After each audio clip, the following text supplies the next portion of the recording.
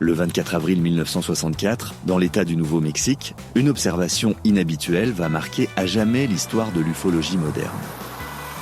Ce jour-là, un homme seul est témoin d'un événement qu'il n'avait ni cherché, ni imaginé.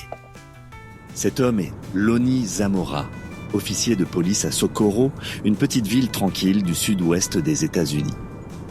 En fin d'après-midi, vers 17h45, l'agent Zamora est en patrouille lorsqu'il poursuit un automobiliste en excès de vitesse à la sortie de la ville.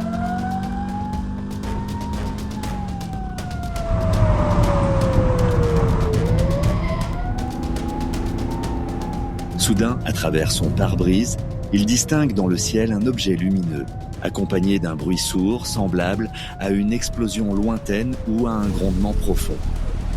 Pensant d'abord à un accident ou à une explosion dans une zone désertique proche, Zamora interrompt sa poursuite. C'est quoi ça ? En bon policier, il choisit de se diriger vers l'endroit d'où semble provenir le bruit. En arrivant près d'un ravin isolé, il observe alors une scène qu'il décrira plus tard comme totalement incompréhensible. À une centaine de mètres devant lui, au sol, se trouve un objet d'apparence ovale, de couleur blanc aluminium. L'objet mesure environ 4 à 5 mètres de long et se distingue clairement du décor désertique environnant. À proximité immédiate de cet engin, Zamora aperçoit 2 petites silhouettes humanoïdes vêtues de blanc. Il pense d'abord qu'il s'agit de techniciens ou d'astronautes victimes d'un accident. Zamora se résout à retourner à son véhicule pour signaler l'incident. Intrigué par le phénomène qu'il vient d'apercevoir et guidé par son sens du devoir, l'officier décide de s'en approcher et s'engage en direction du ravin. À mesure qu'il se rapproche du lieu, Zamora est stupéfait par ce qu'il découvre. Devant lui, 2 petites créatures, de taille enfantine, vêtues de combinaisons aux reflets argentés, paraissent examiner un objet ovoïde, posé au sol sur 4 pieds d'apparence métallique.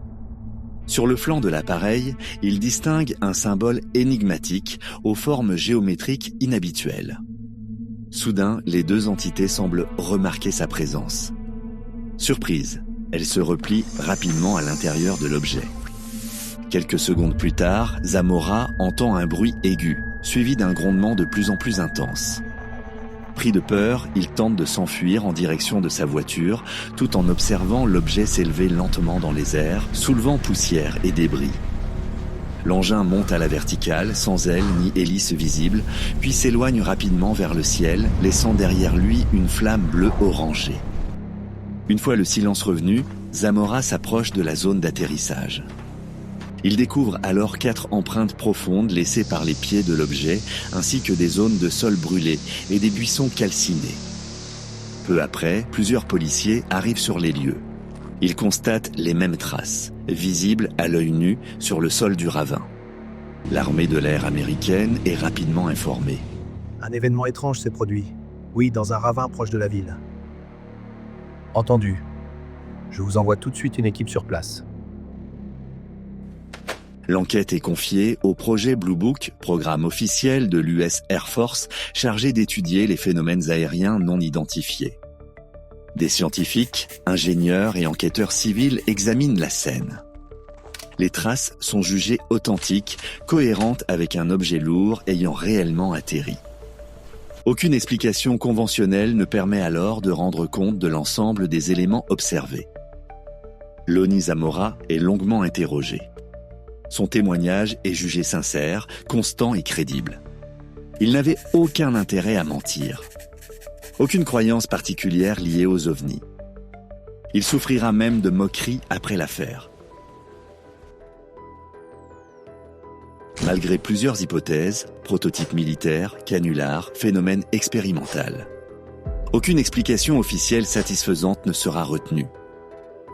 L'affaire de Socorro reste aujourd'hui l'un des cas ovnis les plus étudiés et les mieux documentés du XXe siècle. Plus de 60 ans plus tard, l'objet observé ce jour-là n'a toujours pas été identifié avec certitude. À Socorro, le désert a gardé son silence.